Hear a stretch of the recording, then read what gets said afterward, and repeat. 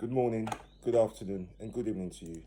Today is Monday, the 1st of June, 2020, and you're watching The Full 100.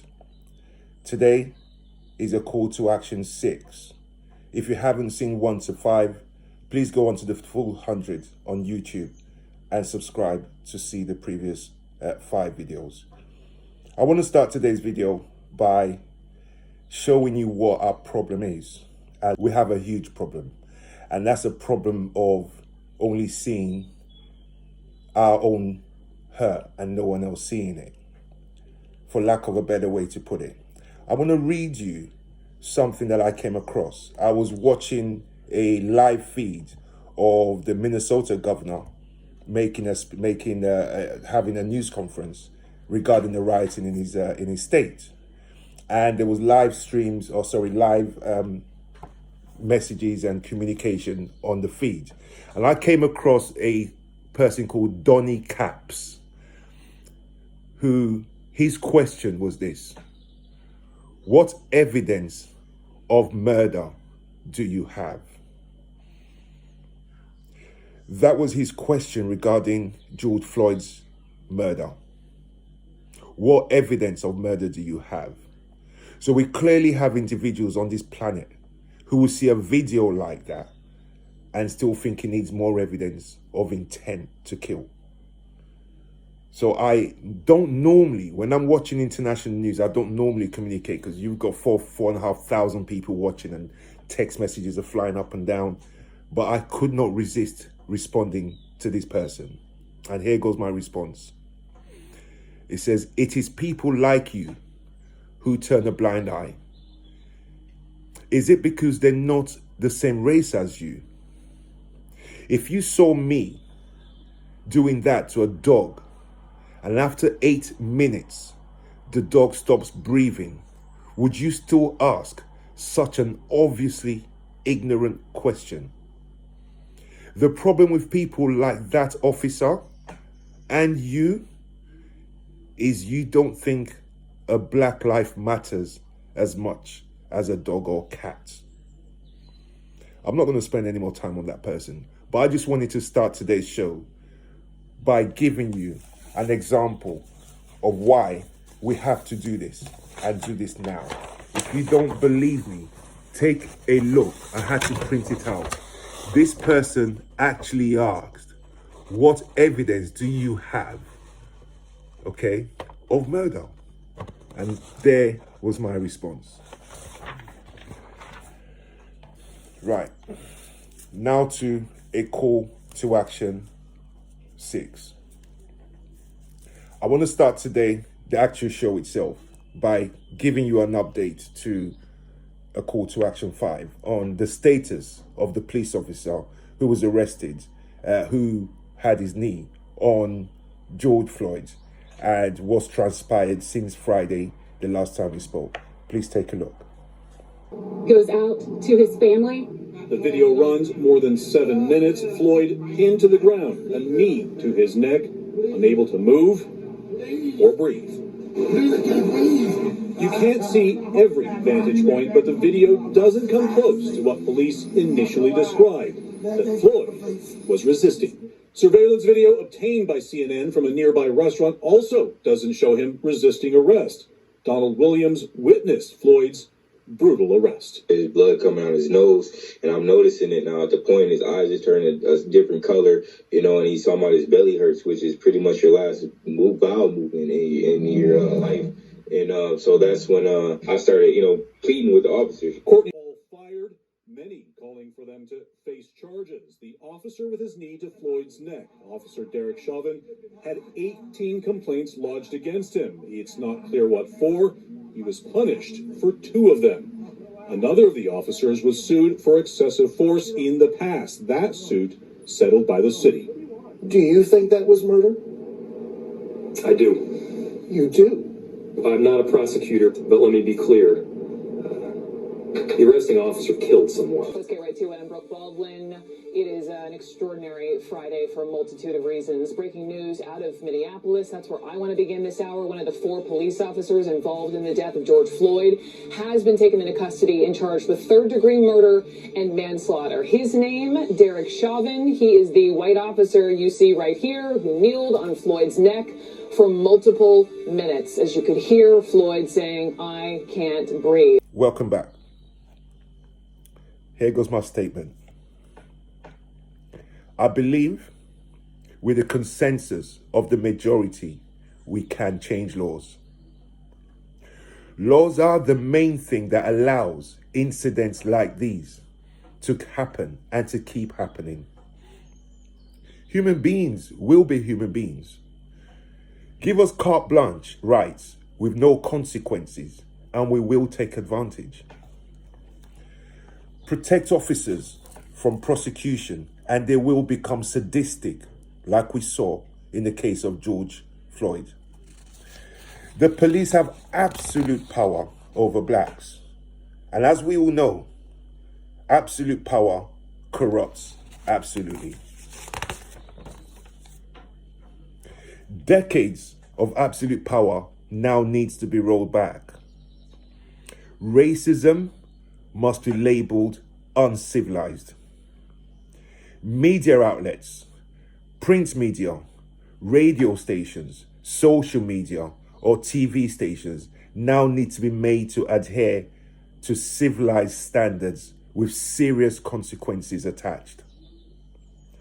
Just as we wouldn't expect a newspaper to show a completely nude person on their papers, so should carrying, implying, spreading, enabling, or publishing anything deemed to be racist should be acted on, and acted on seriously.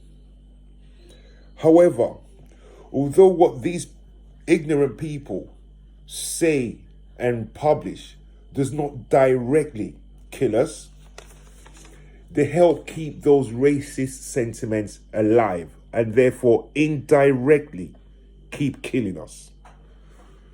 They also convert more and more people, more and more fair-minded folk each and every day with the biased rhetoric, which are on many occasions false. The real laws that will make a difference are laws around the protection of the black race. Let me repeat that.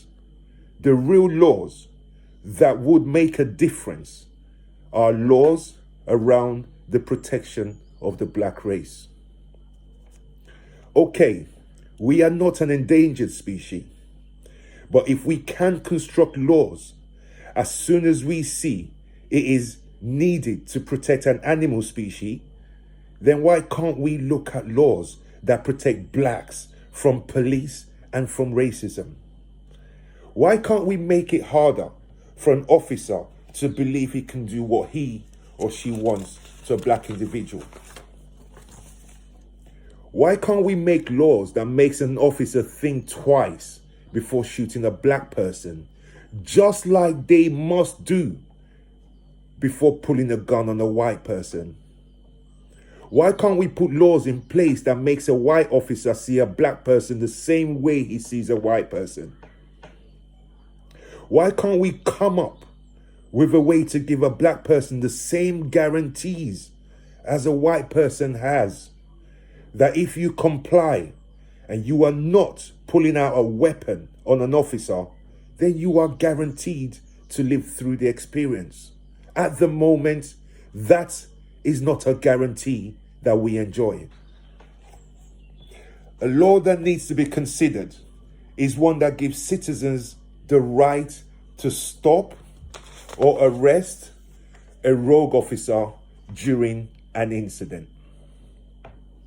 Another is to change the law so that the burden of proof is on the officer to prove he did nothing wrong. As foreign as this idea might sound to some, we must focus on the effect we want to achieve. We need an instant, immediate change in mentality. We need to elevate the life of a black person to equal the life of a white one. Training and retraining and video watching and being sent on ethnic appreciation courses won't cut it at this point. As blacks, we are on life support machine, on the defibrillator, and we need shock treatment, and we need it now.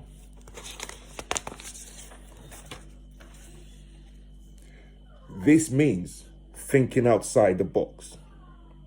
I believe making the officer have to prove he did every single thing correctly will be a huge game changer.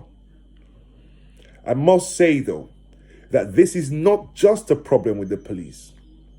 The white race has an entitlement belief that they can do unto a black man as they choose. We remember Trayvon Martin, killed by an individual who was part white and part Hispanic. If we learned anything from that episode, it is that the same right-wing voices, the same right-wing press, those who wish things to stay just as they are, will support anyone or anything against anyone who is black. Ahmaud Arbery, he was killed by civilians, albeit the father was a police officer. But the results were the same in both situations. It took protests to get them charged. In Trayvon Martin's case, it took President Obama getting involved for the killer to be charged. You will not be surprised to know he walked free from court. So we have a public issue in general. Juries are made up of your ordinary people. I will come back to this later.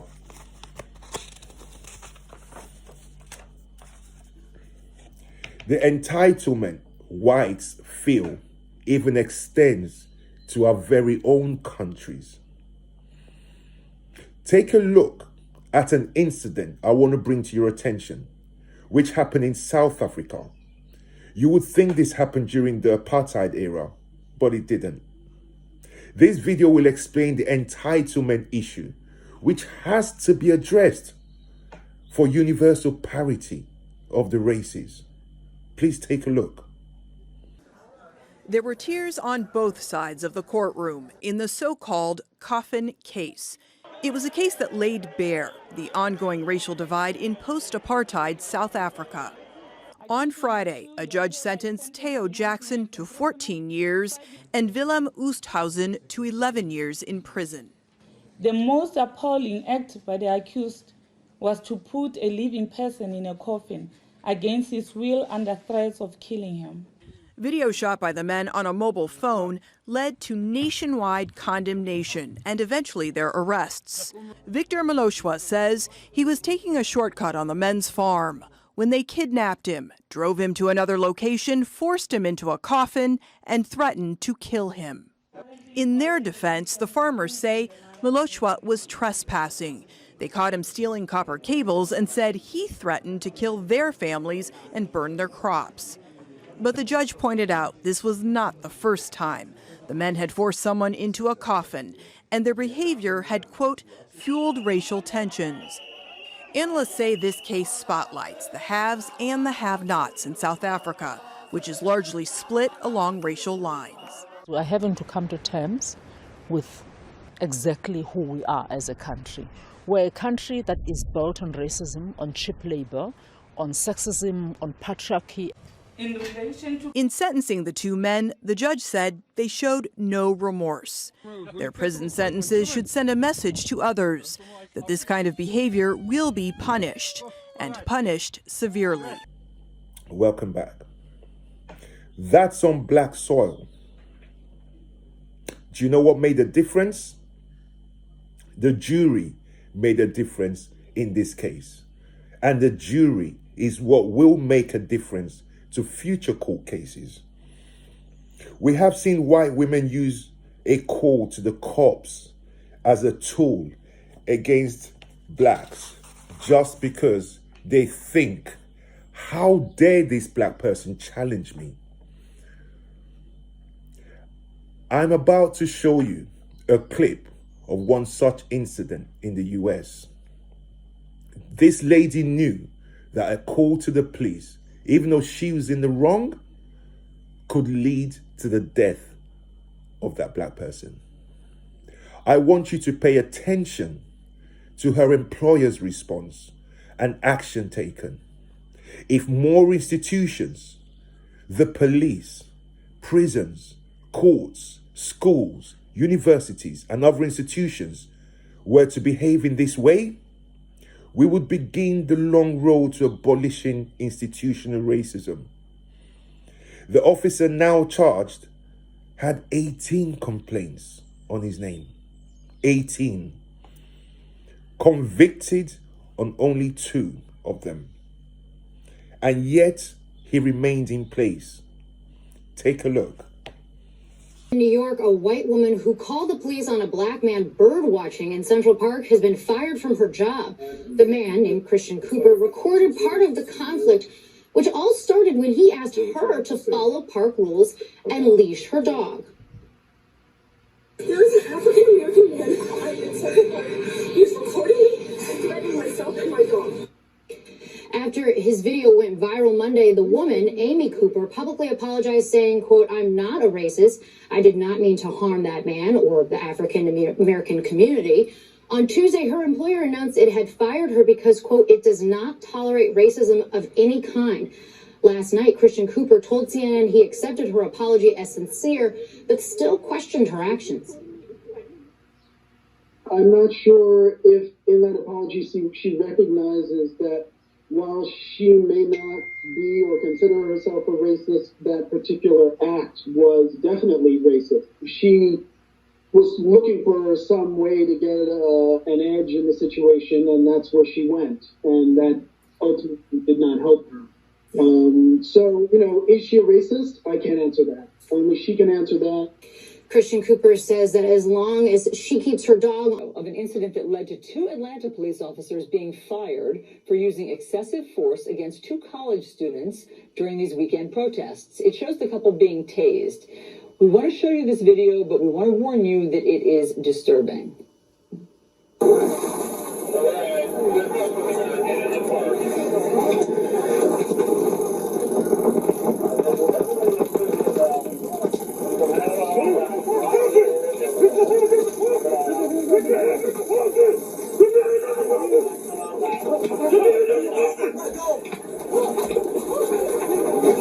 Now, the officers say they thought this couple was armed, but they were not.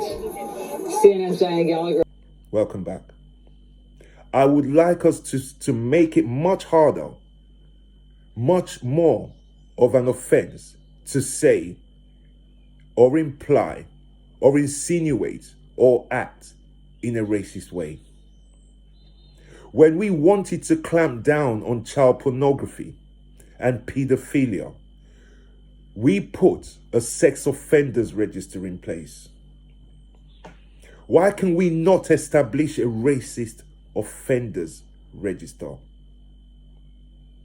A register which will affect your employment prospects, your credit score, and even as far as your ability to get a mortgage if the area you're buying a home in insists on having a clean racist record. Same to apply when renting a property or going onto public housing waiting lists. Those known to have offended previously can atone and attend rewiring courses and be removed once a proven change in behavior and attitude is confirmed. I know the police in a vast majority of countries have rights above the normal citizen. I know in many states they are above the law. I say maintain their status. However, I believe we must counterbalance that status. I believe we must equal this special status to a special burden of proof. This is the only way a complete overhaul of the system can be avoided. This is a shortcut to rebalancing life for black people. The establishment always says, oh, it's just a few bad apples. Oh, 99.9% of officers are great people. Oh, we just have to root them out. I say you have had a century to root out this so-called 0.01% of bad officers, and you have failed. It's time to try something new. That something new is creating a new set of laws. With the justice system, no white person has ever faced an all-black jury. Never. But blacks have to face not just an all-white jury, but white investigating officers, white custody officers, white prosecutors speaking to an all-white jury being presided over by a white judge. How will injustices not be weighed unevenly against black people? To readdress this, I suggest that for at least the next 50 years, all civilized nations should look to readdress this imbalance by only black juries trying black defendants. In the case of police officers charged with a crime, they should only be tried by black or minority jurors. For too long, they have been judged by jurors who think just like them. Jurors who believe an officer can never be guilty of killing a black person, regardless of what they see on a television screen or a mobile phone. It's time to stop trying the same thing and expect a different outcome. That's the definition of insanity. All a white officer sees as he's choking the life out of some poor black person is layers and layers of protection by the system. From unlikely arrest all the way to unlikely conviction. This degree of protection for anybody can only be dangerous. It must stop. It must end now. All fair-minded leaders from the Scandinavian countries to a very much more fair-minded Germany today, from New Zealand to Canada, should all look at such policies. It took just one country to begin keeping a sex offenders register, and now you all do. I believe the United States began the first register. In 1994, Jacob Wetterling Act, and then fully amended in 1996 through Megan's Law. Now all nations have a register. I believe a race offender register is a must to show the ordinary citizen that the state is now serious about this topic. That threat will slowly begin to fix the entitlement behavior of people like this. Please watch. Go back to Asia. Go back to Mexico. Go back to your f***ing country.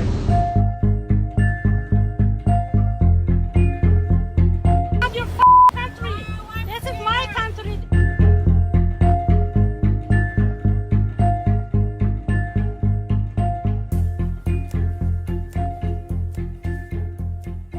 So all you Arabs and Democrats, why don't you go back where you came from? Go back, wherever you're from.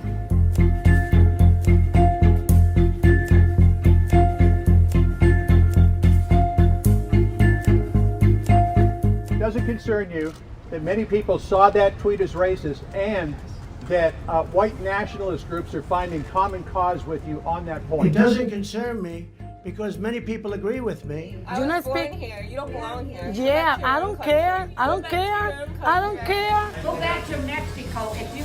Your question about narratives. I don't want people to think narratives don't matter. Media narratives are all important in how we make sense of the world. I'll give you an example. Last night I was watching Fox News. They had Bernie Carrick and Mike Huckabee as their analysts or their experts, and they kept talking about a few bad apples in the police department. That's a narrative that was very powerful in places like Baltimore, where we had real problems with the police, and people kept saying, oh, a few bad apples, people on one side of the equation. After 2015 with Freddie Gray, and after the Justice Department, Baltimore Sun, and others exposing a rogue, corrupt outfit called the Gun Trace Task Force that was robbing citizens, taking drugs, selling drugs, the few bad apples narrative has quieted down. It was corrupt to the core. And if we keep saying it's just a few bad apples, we will keep having incidents like this. That's the way a narrative sustains injustice in this world. Narratives do matter. And Fox is pushing that narrative right now. I saw it all night last. I must say that Mr. Floyd's death has brought people together. We always needed our white neighbors and colleagues to see and feel our pain for this virus called racism to have a chance of beginning the long road to change. As commentators have said in the last 24 to 48 hours, there is definitely a feeling that this is different. Take a look. Like Cobb put it, you know we are in uncharted territory when something happens in Minneapolis and they're setting cars on fire in Salt Lake City. It's true. And we owe it to you to show you the full scope of this unrest, especially the really powerful and peaceful actions that we're seeing, like this scene out of Denver yesterday.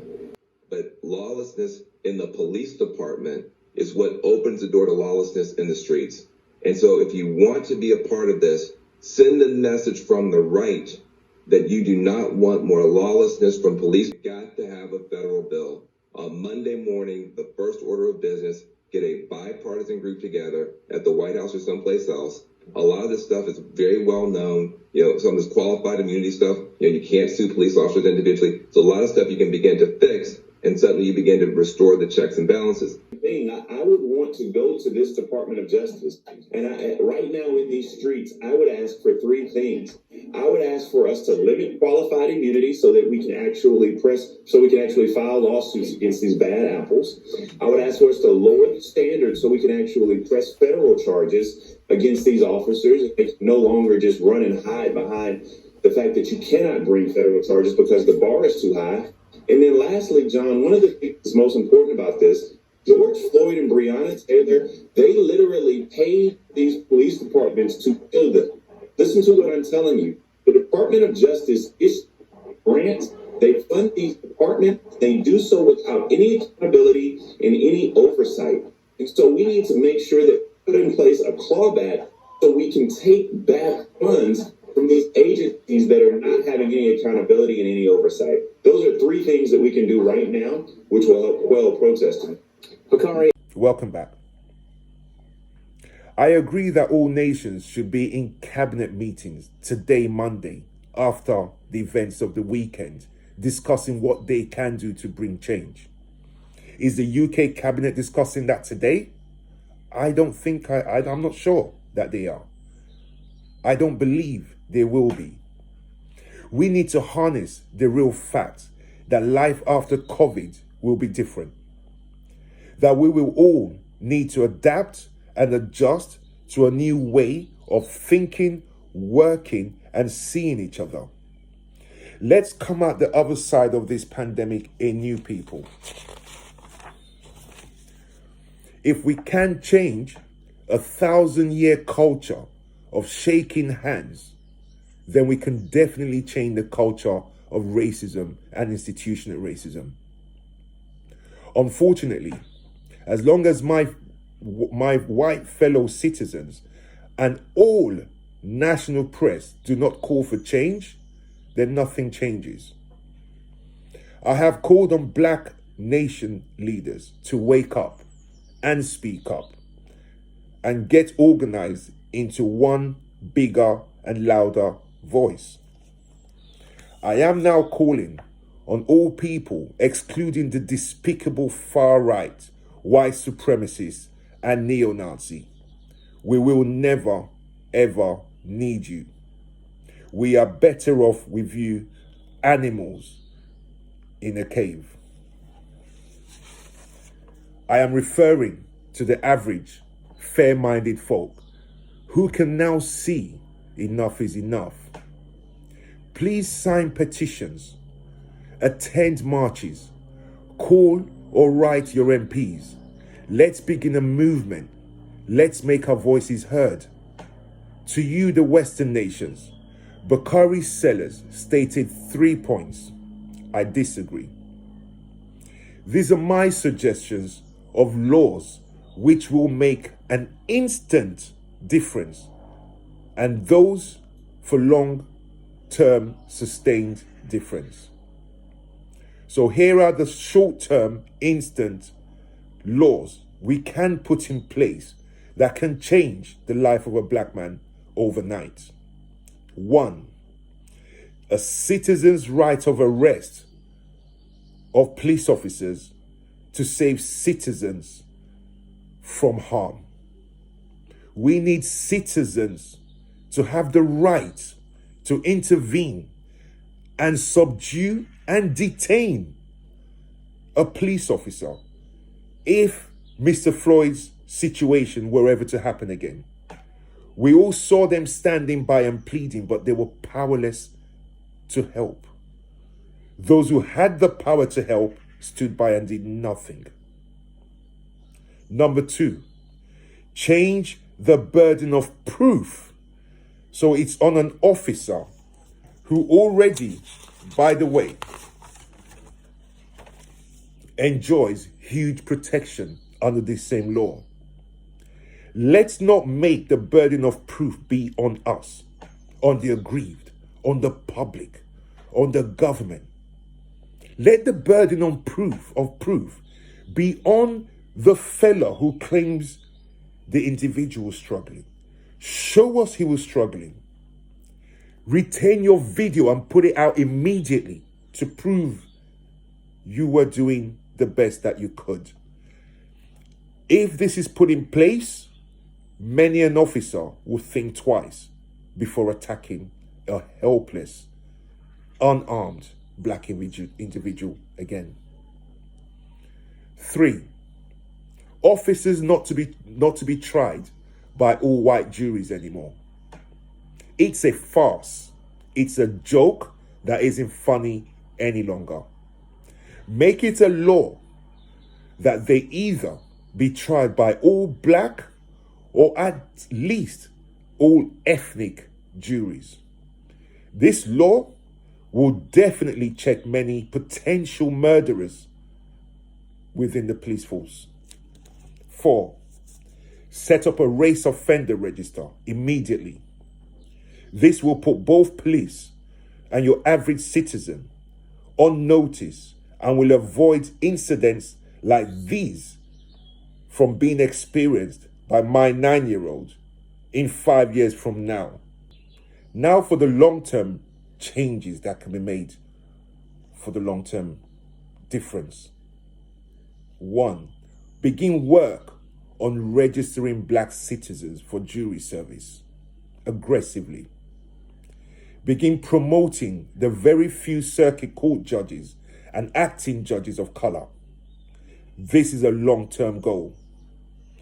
The goal being to mandate black or minority defendants are tried at the minimum by all minority juries. Black people are the fairest race on earth and also the most forgiving. And there are many millions of black people, enough to maintain this jury service. But the long-term change is to allow blacks the same luxury whites have going through the criminal justice system. We will still deal with mostly white officers, courts, white court staff, white prison staff, transport staff. Those who end up in prison have to rely on white probation officers, white employers on release, and so on. 2, curtail the press.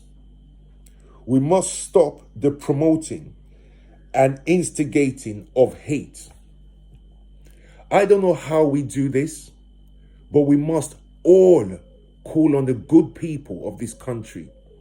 We must discuss this as a nation.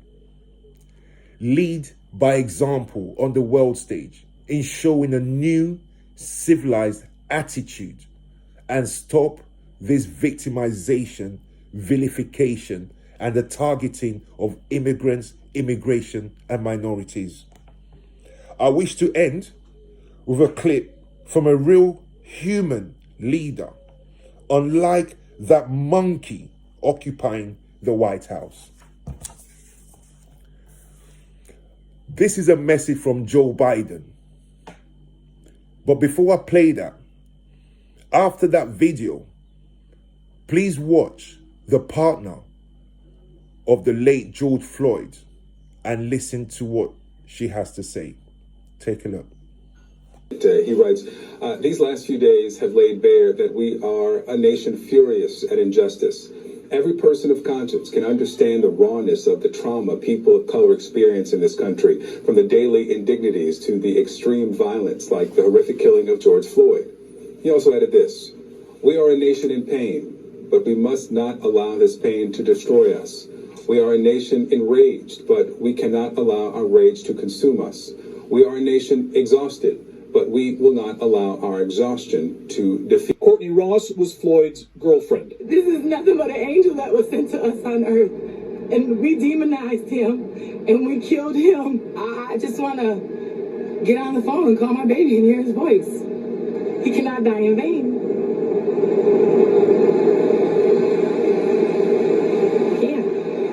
Welcome back. These points, my friends, I truly believe will bring real change. Let's all go out and push, and push until our world is a different place for people of race. Thank you very much. And I'll see you guys tomorrow back on the Full 100. Take care. Bye-bye.